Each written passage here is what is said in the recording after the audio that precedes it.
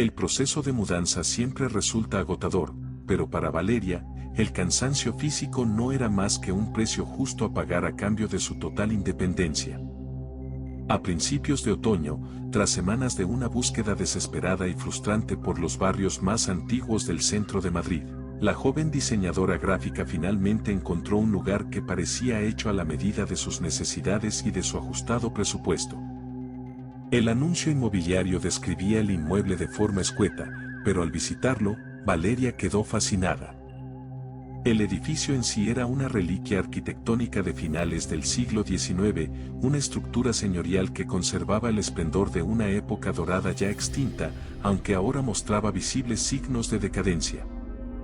Pasillos estrechos y mal iluminados, techos altísimos con molduras de yeso agrietadas que amenazaban con desprenderse, y unos viejos suelos de parqué que crujían con violencia ante el más mínimo cambio de temperatura ambiental.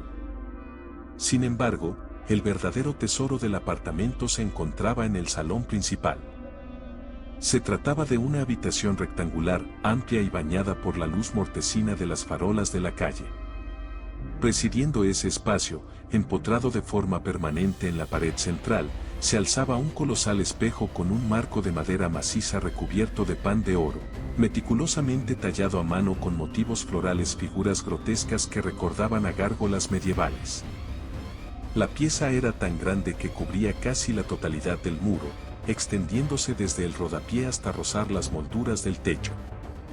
La agente inmobiliaria, mostrando una prisa inusual por cerrar el contrato y evitar dar demasiadas explicaciones, le aseguró a Valeria que el espejo pertenecía a los antiguos inquilinos, una anciana aristócrata que había fallecido en extrañas circunstancias en esa misma estancia.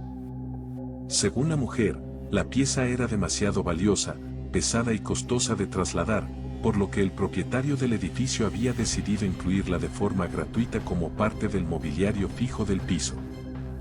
Valeria, deslumbrada por la belleza gótica del objeto y por la amplitud del espacio para instalar su mesa de dibujo y sus ordenadores, firmó los papeles sin dudarlo un segundo, ignorando el sudor frío en las manos de la agente al entregarle las llaves. La primera noche en el nuevo hogar transcurrió entre el caos típico de las cajas de cartón apiladas, la ropa sin clasificar y las herramientas de trabajo esparcidas por el suelo. Pasadas las 2 de la madrugada, con los músculos adoloridos y la mente embotada por el esfuerzo físico, Valeria decidió dar por terminada la jornada. Se preparó una taza de té de manzanilla caliente en la pequeña cocina y regresó al salón. El ambiente del edificio estaba sumido en un silencio sepulcral, solo interrumpido en el exterior por el azote rítmico de una intensa tormenta otoñal que estrellaba gruesas gotas de lluvia contra los cristales de los ventanales. En el interior, el único sonido constante era el monótono, bajo y molesto zumbido del viejo frigorífico. Valeria se sentó en el centro del sofá, justo enfrente de la inmensa superficie plateada del espejo.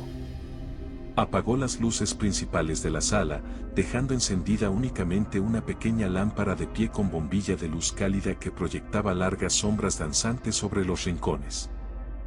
Miró su propio reflejo en el cristal. Se veía pálida, con profundas ojeras de cansancio, pero con una chispa de orgullo en los ojos. Sin embargo, a medida que sus pupilas se acostumbraban a la penumbra, una extraña sensación de incomodidad comenzó a anidar en la boca de su estómago. De repente, una perturbación sutil pero innegable alteró la quietud de la estancia. El reflejo del salón, que hasta ese momento guardaba una simetría perfecta con el mundo real, comenzó a deformarse de manera casi imperceptible. La superficie del espejo, normalmente rígida, lisa y fría, empezó a ondularse en círculos concéntricos desde el centro hacia los bordes, distorsionando las líneas rectas de los muebles y las paredes como si el cristal se hubiera transformado de golpe en la superficie de un pozo de agua estancada. Valeria parpadeó repetidamente, frotándose los ojos con los puños, convencida de que su mente cansada le estaba jugando una mala pasada debido a la falta de sueño y al agotamiento. Pero la distorsión visual no desapareció, al contrario, se intensificó. Fue en ese preciso instante cuando una melodía extremadamente tenue, casi imperceptible para el oído humano, comenzó a filtrarse desde las profundidades del cristal hacia el interior del salón. Era una nana antigua, una tonadilla lenta, repetitiva y cargada de una melancolía insoportable, interpretada por lo que sonaba con total claridad como el mecanismo oxidado, roto y desafinado de una vieja caja de música. Las notas musicales poseían una cualidad hipnótica y vibrante que hacía que el aire de la habitación se sintiera denso y difícil de respirar. Valeria sintió como un escalofrío helado, como una aguja de hielo, le recorría toda la columna vertebral, erizándole el vello de los brazos. A pesar de que el sentido común y el instinto primario de supervivencia le gritaban que saliera corriendo del apartamento de inmediato, una fuerza invisible, una curiosidad morbosa y magnética, la obligó a levantarse del sofá. Caminó lentamente hacia el espejo, con pasos torpes y automáticos, manteniendo los ojos fijos en el epicentro de la ondulación del cristal. Al llegar a escasos centímetros de la pieza, extendió su mano derecha temblorosa y apoyó la yema de sus dedos sobre la superficie plateada. El impacto psicológico fue instantáneo. El material ya no estaba frío como el vidrio común, se sentía tibio, blando, flexible y ligeramente húmedo, con una textura biológica que imitaba de forma perturbadora a la de la piel humana. En el momento exacto en que se produjo el contacto físico, la melodía de la caja de música sufrió un aumento de volumen brutal, resonando con fuerza destructiva no en las paredes físicas de la habitación, sino directamente dentro de las paredes de su cráneo, como si alguien le estuviera susurrando la canción al oído desde el interior de su propio cerebro. Dentro del espejo, la realidad simulada terminó de corromperse por completo. La débil luz de la lámpara de pie que Valeria había dejado encendida desapareció por completo dentro de la dimensión del cristal, siendo reemplazada por una versión de la sala sumida en una penumbra densa, polvorienta y de un color gris ceniza que recordaba a un cementerio abandonado. Las paredes del reflejo aparecieron cubiertas de profundas grietas de las que emanaba una sustancia oscura y viscosa, y gruesas capas de telarañas cubrían los muebles inexistentes. Pero el detalle más aterrador, el que hizo que las piernas de Valeria flaquearan por completo, se encontraba en el centro exacto de ese reflejo corrupto. En una zona donde en el salón real no había nada, dentro del cristal se alzaba un viejo sillón de orejas orejero, tapizado en terciopelo rojo desgastado y carcomido.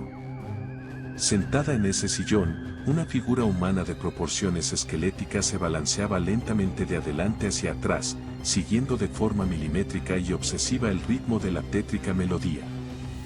Se trataba de una mujer de piel grisácea y apergaminada, extremadamente delgada, cuyas costillas se marcaban con violencia bajo un camisón blanco de encaje antiguo que estaba manchado de tierra húmeda y sangre seca.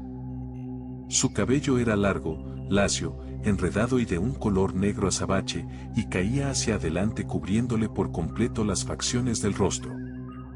Valeria intentó dar un paso atrás, apartar la mano del cristal y huir hacia la puerta de salida, pero descubrió con horror absoluto que sus dedos se habían quedado completamente adheridos a la superficie elástica del espejo, como si el cristal fuera una trampa de pegamento viviente.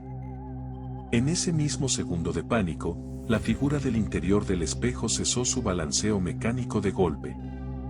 La mujer esquelética levantó la cabeza muy despacio, usando unos dedos largos y deformes para apartar los mechones de pelo de su cara. Valeria ahogó un grito de puro terror que se quedó atrapado en su garganta al contemplar el rostro de la aparición. La criatura estaba completamente desprovista de ojos en su lugar, solo albergaba dos cuencas oculares vacías, oscuras y profundas de las que brotaba de forma constante un hilo de líquido negro que le surcaba las mejillas como lágrimas de alquitrán. Una sonrisa macabra, artificialmente ancha, que se extendía de oreja a oreja y revelaba una hilera de dientes afilados y ennegrecidos, se dibujó en la boca de la mujer muerta. Antes de que Valeria pudiera asimilar el horror de la escena, la aparición estiró su brazo con una velocidad y una violencia inhumanas.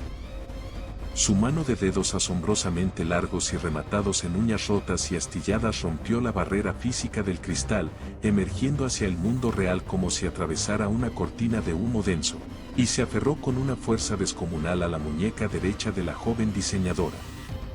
El agarre de la criatura era como una pinza de hierro fundido sumergida en nitrógeno líquido, un frío tan intenso y extremo que quemó las capas superficiales de la piel de Valeria al instante, provocándole un dolor agónico. La joven comenzó a gritar con todas las fuerzas que le quedaban en los pulmones, llorando desesperadamente mientras usaba su brazo izquierdo libre para golpear el marco de pan de oro y empujar contra el muro, intentando liberarse del abrazo mortal. Fue inútil. La fuerza que tiraba de ella desde la dimensión del otro lado era de una naturaleza sobrenatural e implacable. El cristal del espejo cedió ante el peso de su cuerpo, comportándose como una ciénaga de lodo invisible y helado que comenzó a engullirla centímetro a centímetro. Con un último y violento tirón hacia atrás, Valeria fue succionada por completo hacia el interior del espejo.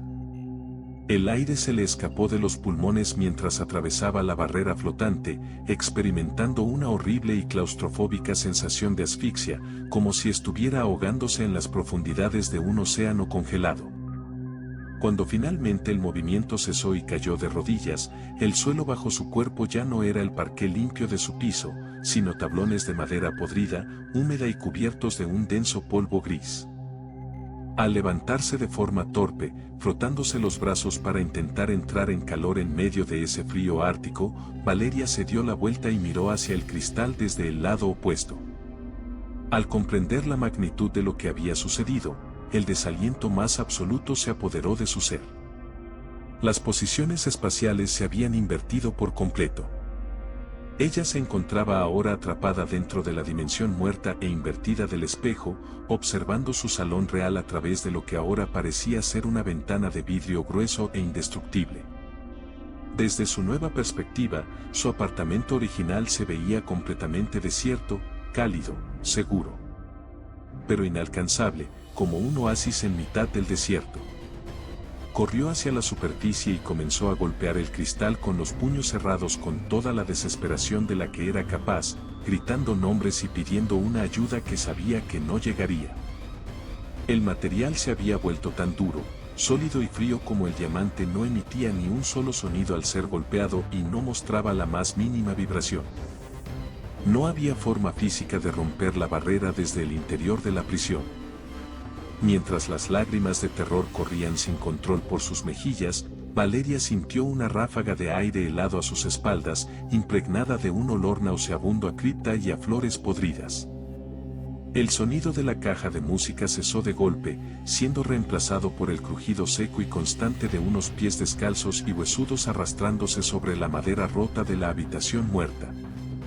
Se dio la vuelta con el corazón paralizado y vio a la mujer de las cuencas vacías de pie, a menos de unos centímetros de distancia de su rostro. La criatura extendió sus manos grises y muertas, acariciando con suavidad las mejillas de Valeria con sus uñas astilladas, mientras su voz resonaba directamente en la mente de la joven como un susurro metálico, distorsionado, superpuesto y carente de cualquier rastro de humanidad o compasión. Gracias por el cambio, Valeria. Llevaba un siglo entero esperando en la oscuridad a que alguien con el alma lo suficientemente débil tocara el cristal desde el otro lado. Ahora esta prisión perpetua es tuya, y tu cuerpo carnal en el mundo de los vivos me pertenece a mí.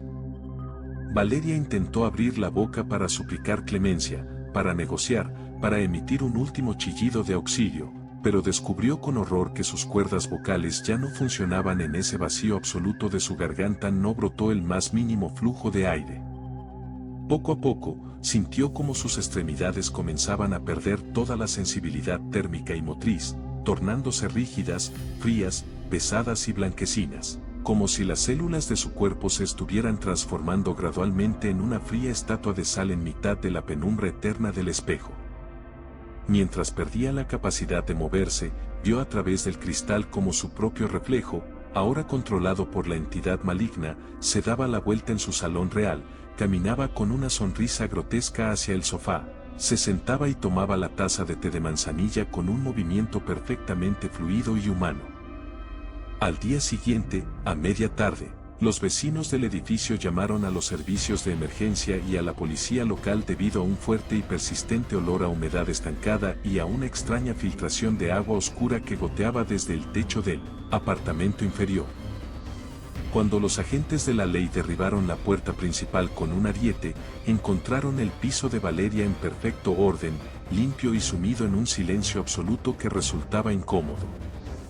Todas sus pertenencias personales estaban intactas. Las cajas a medio abrir en la entrada, su ordenador portátil encendido con la pantalla de inicio en la mesa de trabajo, y la taza de té ya completamente fría sobre la mesita de noche del salón. El apartamento estaba completamente vacío de vida humana, no había signos de lucha, ni ventanas rotas, ni cerraduras forzadas. La joven diseñadora gráfica parecía haberse evaporado en el aire. Sin embargo, uno de los inspectores de policía veteranos notó algo inusual que llamó poderosamente su atención y se acercó al enorme espejo de pan de oro del salón. Al examinar el cristal a escasos centímetros de distancia, bajo la luz de su linterna, descubrió con un profundo desconcierto y un escalofrío irracional que, impresas desde el lado interno de la superficie vítrea, como si alguien atrapado en el fondo de la pared hubiera intentado salir desesperadamente empujando con toda su alma, quedaron grabadas en relieve para siempre las marcas perfectas, nítidas y trágicas de dos manos pequeñas y desesperadas.